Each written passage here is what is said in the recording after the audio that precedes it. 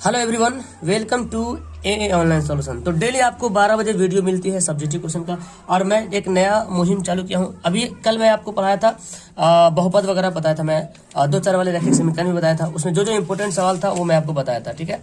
तो अब मैं आपको बताऊंगा द्विघात समीकरण और समांतर समीकरण। ये 5 नंबर वाला सवाल है, ये 2 नंबर या 3 नंबर वाला सवाल है, ठीक है। तो मैं सोच रहा हूँ 5 नंबर सवाल तो पहले बहुत बता चुका हूँ, डेली 12 बजे क्लासेस चल रही, सब सवाल बता चुके हैं, ठीक है। तो 2 नंबर वाला बहुत सारा जो क्वेश्चन बार बार पूछी जाती है, जो है ना, लेकिन तो उसको बनाना बहुत जरूरी है। तो बहुत सारे बंदे हैं जिसको ये भी मतलब करने में बहुत प्रॉब्लम हो। तो ये सब 2 नंबर का एकदम क्लियर कर लो, 2 नंबर 3 नंबर लो, ठीक है। बाकी 5 नंबर तो है, वो 5 नंबर भी इजी हो जाएगा जब 2 को क्लियर करोगे तो। चलिए तो यहाँ पे पढ़ते हैं। द्विघात बहुपद दिया हुआ है, शून्यकों को ज्ञात करना है।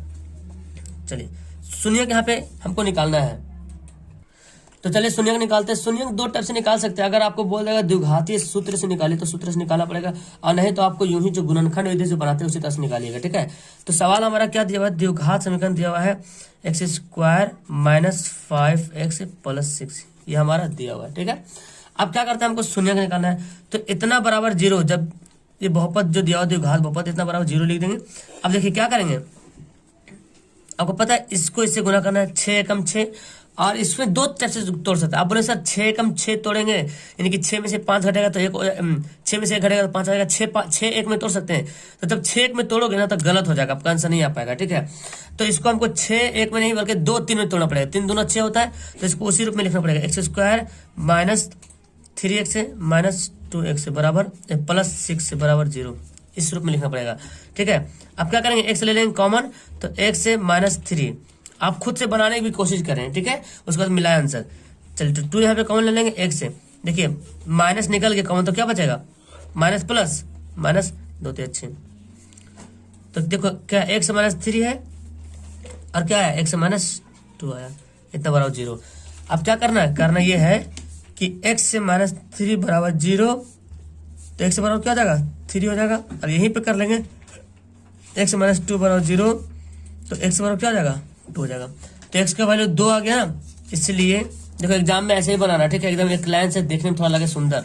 इसलिए x से बराबर या शून्य के बराबर लिख सकते हो 2 3, क्या हो जाएगा, इसका आंसर हो जाएगा। क्लियर है। चलिए बोलते हैं द्विघात समीकरण गुणनखंड विधि से ज्ञात करना है। किस विधि से, गुणनखंड विधि से द्विघात समीकरण, हमको द्विघात समीकरण दिया उसको गुणनखंड विधि से हल करना है, ओके। तो चलिए बनाते हैं। देखिए गुणनखंड विधि से कैसे बनाएंगे इसको। सवाल क्या दिया हुआ है, 3x² - 2√6x + 20 बराबर 0 दिया है, ठीक है। अब देखिए यहाँ पे 20 नहीं सॉरी 2 दिया हुआ है। अब यहाँ पे देखिए क्या करना है, अगर आप इसको हमको लाना है √6 से, √6 से लाने के लिए तो √6 हमेशा होना जरूरी है, क्योंकि √6 जब भी आएगा तो ये होना जरूरी है। अब देखो 2 3 6 आ रहा, हम यहाँ पे रफ में करते हैं। अगर 6 लेते हैं, अब 6 को फैक्टर करते हैं, कैसे करें 6 को फैक्टर जो आ जाए। तो आप यहाँ पे क्या कर सकते हैं, √6 से आप √6 के लिख सकते हैं। तो जब 6 आ गया तो हम 6 को कैसे लिख सकते हैं, 6 को हम लिख सकते हैं √6 से गुना √6। तो जब इसको लिखेंगे √6 को √6 से जोड़ेंगे कितना होगा, 2√6 हो जाएगा।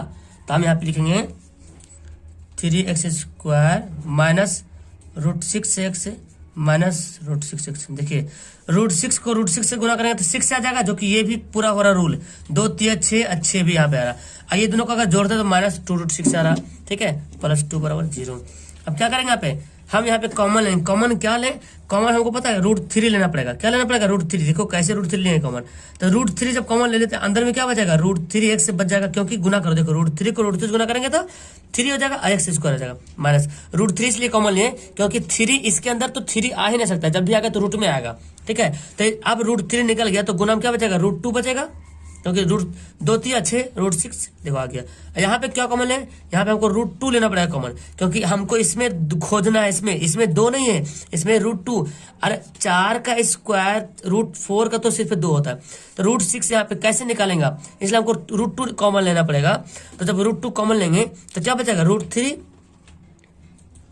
अब प्लस माइनस माइनस, तो यहाँ पे 2 है और √2 निकल गया, तो क्या बचा, √2 बचा ना। देखो √2 को √2 से गुना करें क्या होगा, 2 हो जाता है। चलो अब क्या करेंगे, यहाँ पे देखिए √3 - √2, और यहाँ पे क्या है √3x, सॉरी, ये क्या है देखो, ये वाला मैं लिखा हूँ, ये वाला लिखा हूँ, और √3x है माइनस √2, √3x है माइनस √2 बराबर 0। अब क्या करते हैं हम यहाँ पे, हम करते हैं अलग अलग कर लेते हैं। √3x माइनस √2 बराबर 0, तो √3x बराबर क्या हो जाएगा, √2 हो जाएगा, और x बराबर क्या हो जाएगा, √2/√3। देखिए हमारा ये वैल्यू आ गया। इससे भी निकालेंगे, √3x माइनस √2 बराबर क्या होगा, 0 हो जाएगा, तो √3x बराबर क्या हो जाएगा, √2 हो जाएगा, ठीक है। तो x बराबर क्या हो जाएगा, √2/√3। तो आ गया x का दोनों जो है दोनों का सेम x का वैल्यू है, √2/√3। आप चाहो तो एक में रूट बना सकते हो, इसको चाहो तो 2/√3 का, सॉरी 2/3 का ओवर रूट, ऐसे पूरा बना सकते हो एक में। तो हमारा क्या हो जाएगा, दोनों के दोनों सेम, सवाल का जवाब अंतर आएगा, ठीक है। आगे पढ़ते हैं। देखो सवाल दिया हुआ है, ये अल्फा बीटा किसी बहुपद का दिया हुआ है मूल हो तो इसका वैल्यू निकालिए। चलिए, तो सवाल क्या दिया हुआ है, बहुपद क्या दिया हुआ, 4x² माइनस 4x प्लस 1, ये दिया हुआ बहुपद, ठीक है। अब हमको निकालना है, चूंकि यहाँ पे हमको क्या करना पड़ेगा, देखिए हम यहाँ पे क्या करते हैं,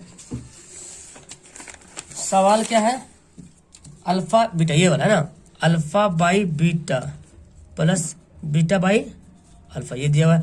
हमको पता क्या करना पड़ेगा, यहाँ पे लेना पड़ेगा हमको भिन्न का जोड़ लेना पड़ेगा, एलसीएम। तो एलसीएम कर लेते हैं, अल्फा बीटा क्या हो जाएगा, एलसीएम हो जाएगा। बीटा को जब इससे डिवाइड करोगे तो बीटा बीटा कट जाएगा, बचेगा क्या, अल्फा बचेगा, और अल्फा से क्या करना है, गुना करना है, पढ़े ना एलसीएम वगैरह। यहाँ भी अगर करते हैं तो अल्फा को अल्फा से करें तो ये कट जाएगा, बचेगा बीटा, और बीटा का स्क्वायर यहाँ पर जाएगा, ठीक है।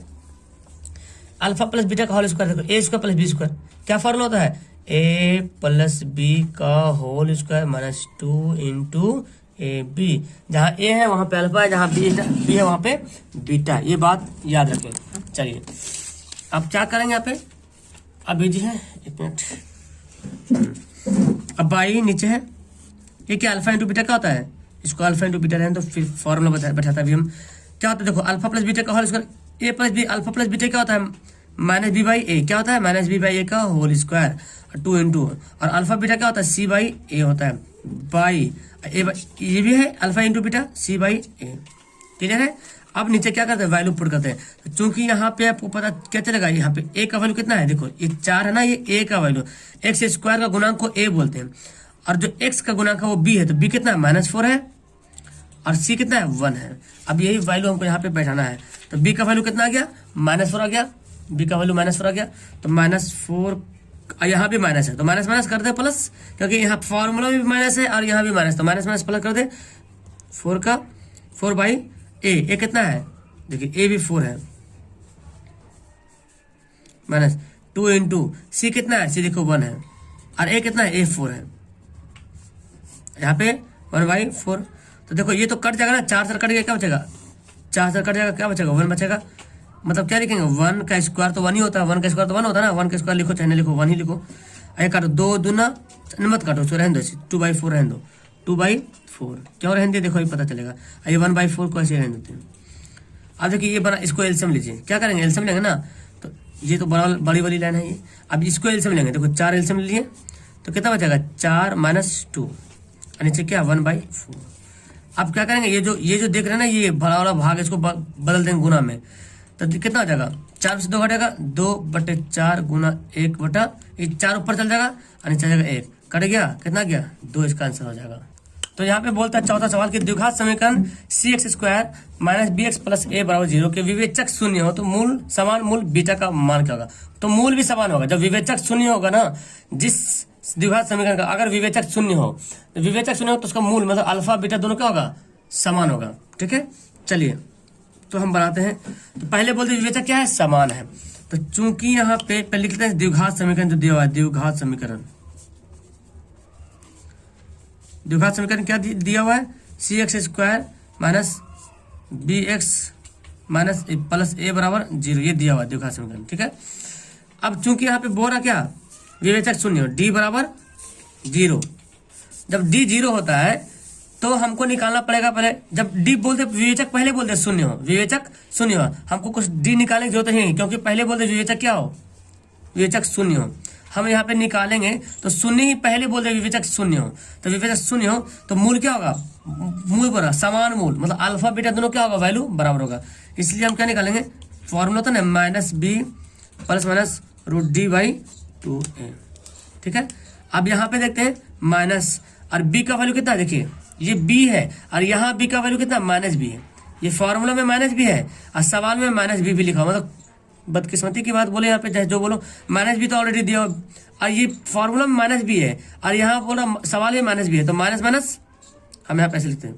देखो इस b की जगह पे क्या लिखेंगे, माइनस b लिख देंगे, प्लस माइनस। ये तो d का वैल्यू 0, क्योंकि पहले बोल दिया विवेचक क्या हो, शून्य हो, पहले बोल दिया 2a 2, और a का वैल्यू कितना बाबू, देखो एक जगह पे क्या है, c, ये हमारा a है, ये b है, ये c है, तो का वैल्यू c हो गया।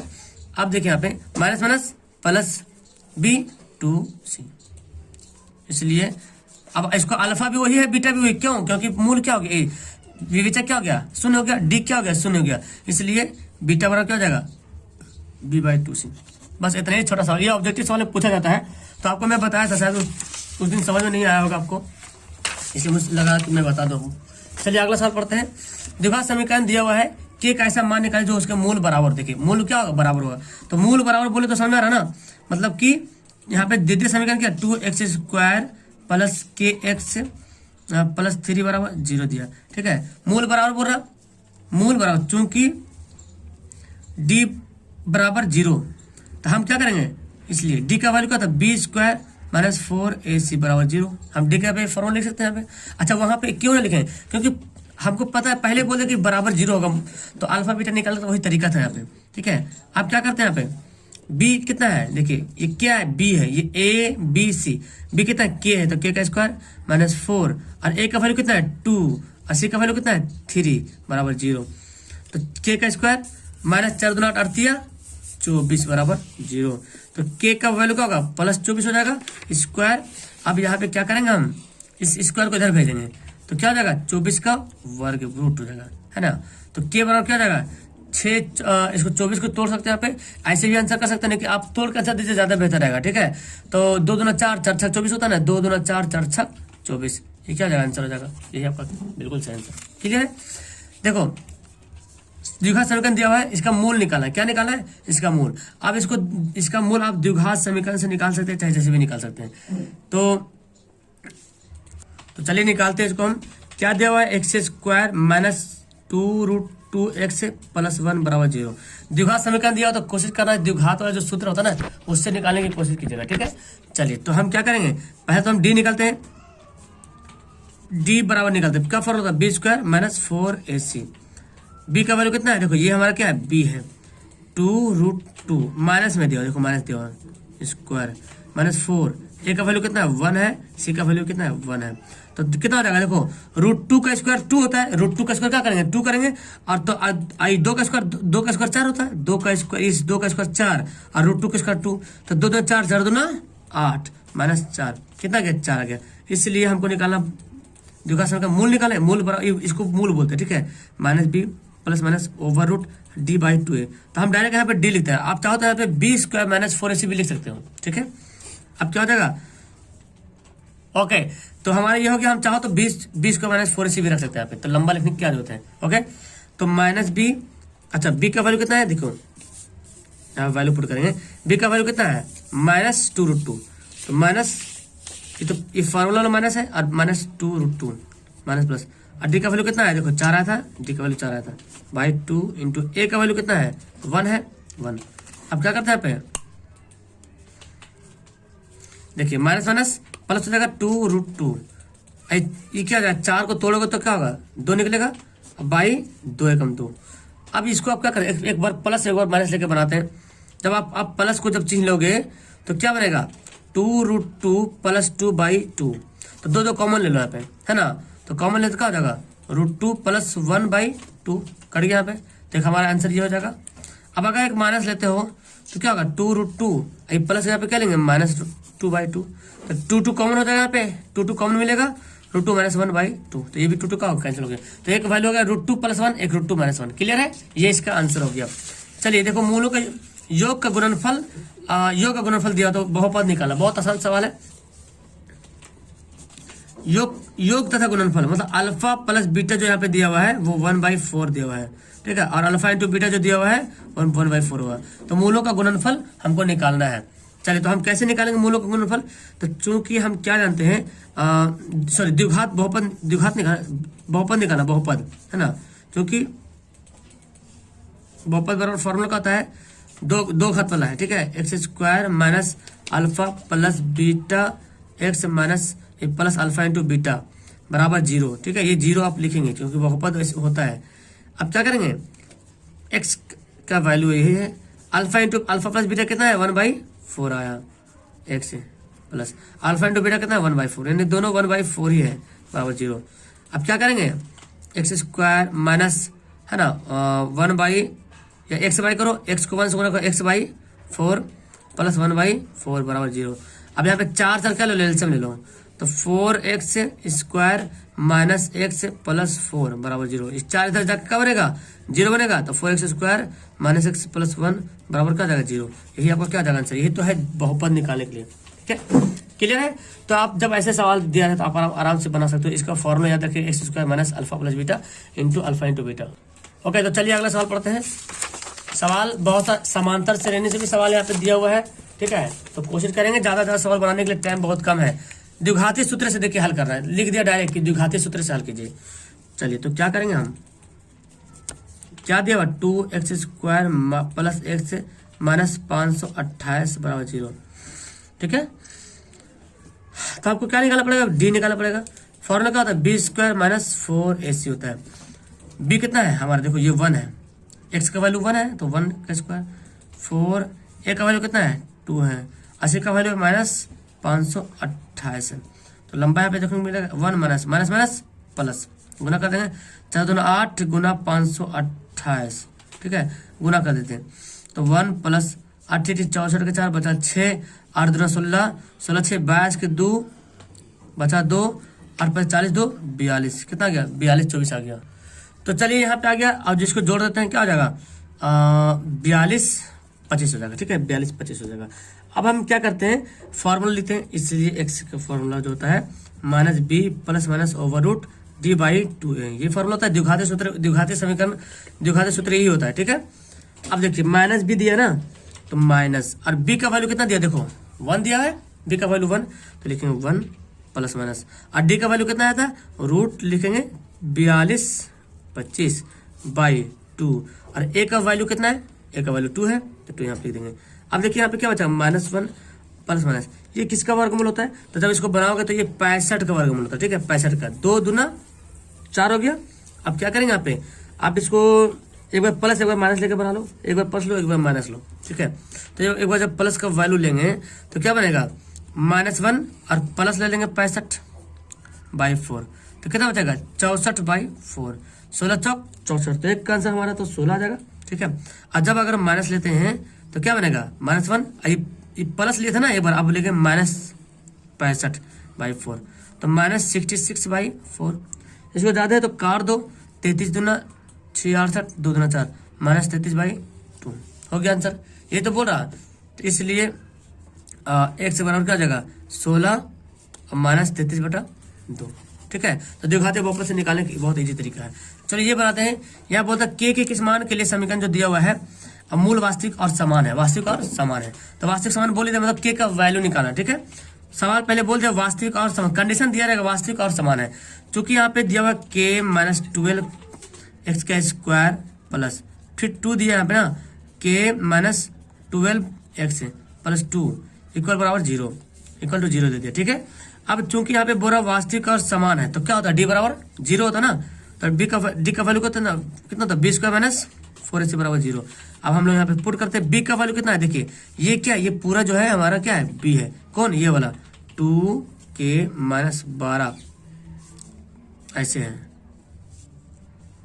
ना, -4, ए का वैल्यू कितना है, ए का वैल्यू देखो k -12, और सी का वैल्यू कितना है, सी का वैल्यू 2 है। अब इतना बराबर क्या हो जाएगा, 0 हो जाएगा। अब क्या करेंगे, देखो इस दो का जो क्यूब है ना, यहाँ पे स्क्वायर जो 2 पर भी स्क्वायर है और k -12 पर भी स्क्वायर है, तो 2 दूना 4 हो जाएगा, और k -12 के स्क्वायर से रह जाता है, क्योंकि ये a - b का होल स्क्वायर तोड़ना पड़ेगा इसको। चलिए अब इसको क्या करते हैं, गुना करते हैं। कैसे गुना करें, देखो 2 भी है 4, तो पहले करते हैं 4 दूना 8 करते हैं आसानी से, जो पहले गुना करते हैं 4 दूना 8, k -12 बराबर 0। अब यहाँ पे क्या करें, आप चाहो तो इसको तोड़ सकते हो, नहीं तो आप इसको ऐसे रहने दो। क्या होगा ना, देखो फायदा होगा क्या कि k-12 k-12 दोनों जगह मिल रहा है, ठीक है, दोनों जगह क्या मिल रहा है, k-12 मिल रहा है। एक बात है आ रहा समझ में।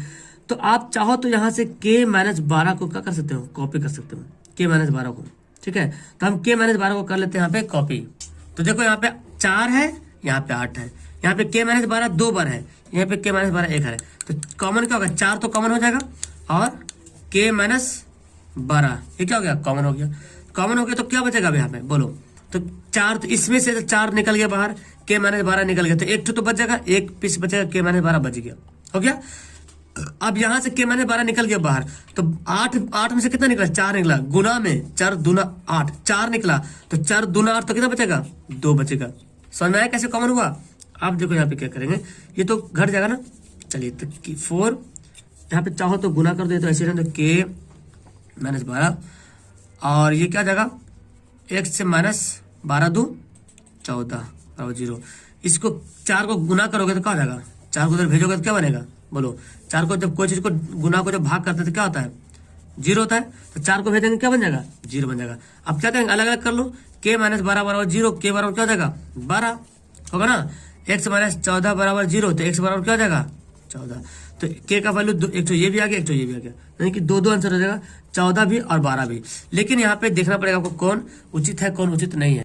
तो यहाँ पे ना 12 उचित नहीं, क्यों, यहाँ पे लिखेंगे चूंकि 12 उचित नहीं है, इसलिए k बराबर क्या हो जाएगा 14। अब बोले सर कैसे उचित नहीं है, देखिए अगर 12 यहाँ पे k का वैल्यू 12 यहाँ पे रख देंगे तो 12 में से 12 घटाएंगे क्या हो जाएगा, 0 बच जाएगा। यहाँ पे दिया क्या दिया हुआ है, समीकरण दिया हुआ है, तो अगर ये तो 0 हमारा x² हो जाएगा तो द्विघात समीकरण बनेगा भी नहीं, ठीक है। तो हमको द्विघात समीकरण भी तो रखना है ना। यहाँ भी देखा रख दीजिएगा k का वैल्यू 12, तो 12 से 12 गया 0 और सब 0 ले दे के सब 0 हो जाएगा, गोल गाल ये भी गोल गोल हो जाएगा, तो द्विघात समीकरण नहीं बनेगा। इसलिए हमको 14 वैल्यू रखेंगे तो 2 बचेगा, यहाँ भी 2 बचेगा, ठीक है। इसलिए हमारा आंसर क्या होगा 14 होगा।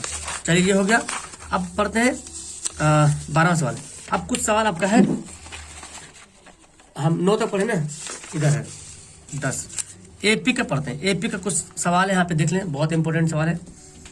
पता क्या कि यदि किसी एपी के तीसरे तथा 9वें पद क्रमशः 4-8 है तो इसका कौन सा पद शून्य होगा। मतलब तीसरे पद कितना दिया है, तीसरे तथा 9वें पद दे दिया, तो तीसरे पद कितना दे रहा, तीसरा पद दे रहा 4, 9वां पद दे रहा -8। तो अब यहाँ पे क्या करते हैं, चूंकि यहाँ पे हम लिखते हैं पहला पद को क्या मानते हैं हम, पहला पद बराबर a और सार्व अंतर क्या होता है, सार्व अंतर बराबर क्या होता है d होता है, ठीक है। तो पहला पद ये हो गया, सार्व अंतर d हो गया। अब हमको क्या निकालना है, तीसरे पद, मतलब t3 का t3 क्या फॉर्मूला होता है, a plus n -1 into D. तो n कितना लिखेंगे, n कितना हम 3 है ना, तीसरे पद ना, तो 3 -1 इंटू डी, तो कितना आ जाएगा a प्लस 2d। और इस किसके बराबर है, 4 के बराबर। किसके बराबर है, ये जो है वो 4 के बराबर है। तो अब हम यहाँ पे क्या करेंगे, ये 4 के बराबर है, तो यहाँ पे आप लिख देंगे 4, क्योंकि ये दिया t3 कितना दे, तीसरा पद कितना है 4 है, तीसरा पद 4 है। अब हम क्या करते हैं, अब देखिए तथा फिर हम क्या लिखेंगे 9वें पद, तो t9 लिखेंगे, a प्लस n -1, यानी कि n कितना है, 9वें पद कितना है, 9वें पद, ठीक है। तो 9वें निकालेंगे n -1 इंटू डी। तो 9वें पद कितना दिया, -8 दिया, कितना दिया -8, तो -8 यहाँ पे लिखेंगे। तो a प्लस 9 में से घटेगा 8d, समीकरण फर्स्ट समीकरण सेकंड। अब फर्स्ट को सेकंड से बराबर कर दीजिए, ठीक है, फर्स्ट को सेकंड से बराबर कर देंगे, तब आपका a और d का वैल्यू निकल जाएगा, ठीक है। लिखते हैं समीकरण फर्स्ट बराबर, फर्स्ट तथा सेकंड से डायरेक्ट करो, बराबर है फर्स्ट तथा सेकंड से। हम इसको ऐसे करते हैं a प्लस 2d बराबर 4 लिख सकते हैं, कोई दिक्कत नहीं। इधर को हम इधर लिख दे, इधर को इधर लिख दे, इसको भी क्या लिखेंगे a प्लस 8d बराबर -8। अब हम क्या करेंगे, अब देखो ये दोनों कोई ना घट नहीं रहा, दोनों प्लस में, तो हमको क्या करना पड़ेगा, घटाना पड़ेगा। इसके लिए निशान चेंज करना पड़ेगा, माइनस कर दे, यहाँ पे माइनस कर दे, यहाँ प्लस कर दे, तो घट जाएगा, निकल गया, घट गया। यहाँ पे जब निकल गया हमारा तो क्या निकलेगा, ओके, तो -6 हो जाएगा ना, कितना जाएगा घट के, -6 में से 2d 6d हो जाएगा, 8 4 12, ठीक है, 8 4 क्या हो जाएगा 12 हो जाएगा। तो काट दो, 6 दूना 12, तो डी का वैल्यू कितना, ये माइनस ऐसे में जोड़ेंगे, -2। डी का वैल्यू कितना गया 2 आ गया। अब जब डी का वैल्यू आ गया हमारा तो क्या करते हैं, अब हम ए का वैल्यू निकालते हैं। तो डी का मान किसी एक में रखो, डी का मान समीकरण किस में रखें, समीकरण फर्स्ट में रख देते हैं। कौन है, ये वाला रखते हैं, है ना, फर्स्ट में रखने पर फर्स्ट क्या समीकरण है, a + 2d = 4। ये ना 4 को हम आगे पीछे कर रहे हैं, a + 2d = 4। तो d का वैल्यू कितना आ गया -2। तो a बराबर क्या हो गया, माइनस प्लस माइनस 4/4। अब क्या करेंगे, देखिए हाँ a बराबर जो है ये 4 जो है, ये 4 इधर चल जाएगा तो 4 + 4 कितना हो गया, a बराबर कितना आ गया 4 से 8 आ गया। अब a का वैल्यू पता चल गया, d का वैल्यू पता चल गया। अब बोलता कौन सा पद शून्य है, कौन सा पद शून्य है, मतलब कि हमको t0 निकालना पड़ेगा। कौन सा पद शून्य है हमको पता नहीं है, ठीक है। यानी कि क्या लिखेंगे, a + n के यहाँ पे क्या लिखेंगे 0 -1 × d, शून्य बोल दिया। और कौन सा पद, यही तो हमको निकाल, कौन सा पद हमको सॉरी कौन सा पद, तो n हमको निकालना पड़ेगा। और ये कौन सा पद शून्य, मतलब शून्य यहाँ पे दे दिया, कौन सा पद मतलब n हमको निकालना पड़ेगा, ठीक है। तो ये हमारा दे दिया शून्य है, जो भी पद है वो शून्य होगा। तो a का वैल्यू कितना है 8 आया, n का वैल्यू तो हमको निकालना है, और d का वैल्यू कितना आया था -2 आया था। तो देखिए यहाँ पे क्या करेंगे, 8 - 2n +2, ठीक है। तो 0 बराबर कितना 8 2 10 -2n हो जाएगा। ओके, क्या करेंगे 2n को इधर ले चलाइए, माइनस को इधर लेकर आइए, तो 2n बराबर 10 हो जाएगा। 2 × 5 = 10, यानी कि n बराबर कितना हो जाएगा 5, यानी कि 5वां पद है जो शून्य है। देखिए अब बनाते हैं इसको, कौन सा पद 78, ये सवाल बना चुके हैं ऑब्जेक्टिव में, लेकिन सवाल आता है यहाँ पे, कौन सा पद 78, कौन सा पद मतलब n निकालना है, कौन सा पद जो 78 है। तो यहाँ पे कहते हैं सॉल्यूशन, यहाँ पे जो AP दिया हुआ है 3 8 13 18 22 ये दिया। तो a का वैल्यू यहाँ पे 3 है, d का वैल्यू कितना आ जाएगा 8 - 3, मतलब बोले तो 8 5 3 8, ठीक है। और फिर आपका बोला ये जो दिया है tn दे रहा 78, आखिरी पद क्या है 78 है। अब बोला कौन सा पद है, तो हमको निकालेंगे, इसलिए tn बराबर क्या था फॉर्मूला, a + n - 1 × d, ठीक है। और tn बराबर कितना दे रहा है 78 दे रहा, a का वैल्यू 3, देखो a का वैल्यू 3 प्लस n तो निकालना हमको, और d कितना है 5 है। तो 78 बराबर 3 + 5n - 5, क्या जाएगा 5 में से 3 घटेगा तो -2 + 5n, ये 2 माइनस इधर आकर क्या होगा प्लस बन जाएगा 5n। अब देखो क्या करेंगे, 78 2 कितना हो जाएगा 79 80 5n, तो 16 × 5 = 80, तो n बराबर क्या जाएगा 16। यही बोल रहा कौन सा पद 78 है, तो क्या हो जाएगा इसका आंसर n, इसका हो जाएगा बिल्कुल सही आंसर हो जाएगा, n जो है 78 पद है। देखिए यहाँ पे सवाल बोल रहा है, ये 12वां नंबर सवाल बोलता क्या, समांतर श्रेणी दिया हुआ 18वें पद निकालना। अब 18वें पद निकालना है, ठीक है, समझ लीजिए ध्यान से। मतलब AP जो दिया आपका है 1 दिया हुआ है, 4 दिया हुआ है, 7 दिया हुआ है, 10 दिया हुआ है। अब तो यहाँ पे A का वैल्यू कितना दिया 1 दिया हुआ है, और D का वैल्यू कितना दिया हुआ है 4 - 1 यानी कि 3 दिया हुआ है। 18वें पद बोले तो n निकालना, n दिया हुआ 18, ठीक है। 18वें पद मतलब n दिया हुआ है, इसलिए tn निकालना है। 18वें पद क्या होगा a + n - 1 × d, तो tn के यहाँ पे क्या लिखेंगे t18 निकालना है। तो a का वैल्यू कितना है 1 है, n का वैल्यू पता चल गया 18 - 1, और d का वैल्यू कितना है 3 है। तो 1 + 17, 18 से घटेगा 17 × 3, 17 तिया 51, और 51 1 52, ये क्या हो जाएगा 18वें पद निकल जाएगा। क्लियर है, चलिए बोलते 2 अंकों वाली कितनी संख्या जो 3 से विभाज्य है, 2 अंक वाली कितनी संख्या है, तो 2 अंक वाली जो संख्या जो 3 से विभाज्य है, इसको हम AP निकालेंगे तो क्या क्या निकलेगा, एक तो 2 अंक वाली संख्या, 2 अंक वाली संख्या जो 3 से विभाज्य कितनी संख्या है, तो 2 अंक वाली संख्या कौन कौन हो सकता है, 10 से लेकर 99 तक 2 अंक होता है, 10 से लेकर 99 तक, तो कौन कौन हो सकता है, पहले तो 12 हो जाएगा, क्योंकि 3 पहली संख्या छोटी संख्या, 2 अंक वाली सबसे छोटी संख्या जो 3 से विभाजित होती है।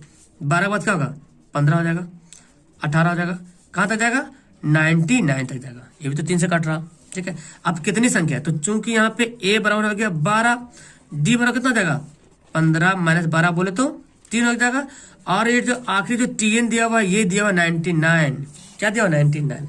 अब क्या करेंगे हम लोग, इसलिए tn बराबर a + n - 1 × d। अब यहाँ पे tn दिया कितना 99 दिया, तो a का वैल्यू कितना है 12 + n का वैल्यू तो निकालना है, और डी का वैल्यू कितना दिया, 3 दिया। देख लीजिए 12 प्लस 3n है ना माइनस 3, तो 12 में से 3 घटेगा कितना बोलो, 12 में से 3 घट जाएगा तो कितना आ जाएगा, 99 लिखते हैं। हाँ तो 9 3 12 9 हो जाएगा, क्लियर है। चलिए अब यहाँ पे क्या बचेगा 9, ये तो पूरा लिखना पड़ेगा ना 3n। तो देखो 9 इधर का घटेगा, ये 9 इधर का होगा माइनस हो जाएगा ना, ये प्लस में इधर का होगा माइनस होगा। 90 माइनस 9 बराबर 3n है ना। 90 में से 9 घटेगा, तो 90 से 9 घटेगा तो 90 माइनस 3n, 30 90। ये सब सवाल आपको ऑब्जेक्टिव में भी देखने को मिलता है, तो सब्जेक्टिव बनेगा 30 होगा, खाली 30 होगा, ठीक है। तो 30वां पद है, मतलब 30 पद है, 30 पीस है, जो 2 अंक वाली संख्या जो है 3 से विभाजित है, 2 से लेकर 99 तक जो है 30 नंबर है जो 3 से कटता है। 8 के प्रथम 15 गुंजों का योग निकालना, क्या निकालना, योग। तो 8 के प्रथम पहले एपी बनाते हैं इसको, 15 गुंजों का योग। 8 के प्रथम तो पहले 8 8 दूना 16 8 पे 24, कहाँ तक 15 गुंजों तक, ये निकालना है। 15 गुंजों, ये मतलब एन दिया हुआ 15 नहीं, ये पहला नंबर दूसरा नंबर तीसरा नंबर, तो 15वां नंबर पे क्या होगा उतना पूरा जोड़ना है, जोड़ निकालना हमको, ठीक है। तो क्या करते हैं यहाँ पे ए दिया हुआ 8 दिया हुआ है, और डी कितना दिया हुआ है 8 ही लिखा हुआ, 16 माइनस 8 मतलब 8 दिया हुआ है। और ये जो दिया हुआ है 15, ये एन दिया हुआ, क्या दिया हुआ है एन दिया हुआ 15। योग निकालने का फॉर्मूला क्या होता है, एस एन बराबर n/2 into 2a plus n minus 1 into D, ये होता है योग का फॉर्मूला, ठीक है। तो ये एस एन बोले तो एस 15, एन कितना है 15/2, यहाँ पे क्या होगा 2a, ये कितना है 8 प्लस एन कितना है 15 माइनस 1, और डी का वैल्यू कितना था, डी का वैल्यू भी 8 था, 8 पे कर दिया मैंने। अब क्या बनेगा यहाँ पे एस 15 क्या हो जाएगा, ये तो 15/2 रह, तो इसके कटेगा यहाँ पे 8 दूना 16 हो जाएगा, और 15 से घटेगा 14, 14 8 112, ठीक है। तो यहाँ पे देखें 15/2, और यहाँ पे क्या हो जाएगा, जोड़ दो यहाँ पे 4 2 6 2 8 हो जाएगा, 2 1 3 1 1 2 हो जाएगा, और 1 हो जाएगा, ओके। तो अब काटे यहाँ पे, तो 2 छक 12 2 चौक 8, ठीक है। तो हम यहाँ पे क्या देख रहे हैं, एस 15 बराबर क्या हो जाएगा 15 गुना 64। तब इसको गुना करते हैं, 15 चौक 60 के 0 बचा 6, अब 15 छक 90 6 96 है ना 960, बस ऐसे तो निकालना था। चलिए अब कुछ सवाल और होगा मेरे ख्याल से, 1 2 सवाल और है, हाँ 15 सवाल है, 15 सवाल 2 सवाल और है, इसको बनाते हैं, खत्म कर लेंगे कहानी, ठीक है। कौन सा पद उसके 54वें पद से 32 अधिक, कौन सा पद है जो 54वें पद से 32 अधिक है। तो चलिए, तो पहले हमको 54वां पद हमको पता रहेगा तब नहीं जानेंगे कि 32 अधिक कौन सा पद है, कितना नंबर पद है जो 54वें पद से 32 अधिक है, कौन पद है। तो हमको पहले 54वें पद हमको निकालना पड़ेगा। तो हम यहाँ पे निकालते हैं, हमारा एपी दिया हुआ क्या, एपी दिया हुआ है 3 15 27 39 ऐसे दिया हुआ है, ठीक है, ये दे दिया गया है। अब हमको क्या निकालना पड़ेगा यहाँ पे, तो ए का वैल्यू दिया हमको, क्या बोला कौन सा पद है, यानी कि पहला दूसरा तीसरा चौथा, कहीं ना कहीं कोई सा पद है जो 54वें पद से 132 अधिक है। तो पहले 54वां पद कितना है वो निकालेंगे तब तो पता चलेगा। तो हम निकालते हैं T54 है ना 54वें पद, a plus n minus 1 into D, ठीक है, a plus n minus 1 into D हम निकाल लेते हैं।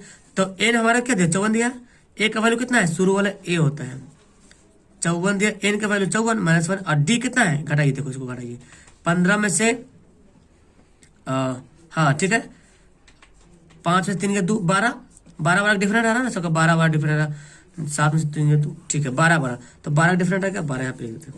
अब 3 प्लस 54 में से घटेगा तो 53 गुना 12, अब क्या करेंगे 3 12 तिया 36 के 6 बाकी 3, 12 5 60 60 3 63, तो जोड़ दो 6 3 9 3 639 आ रहा हमारा कौन 54वां पद 639 आ रहा।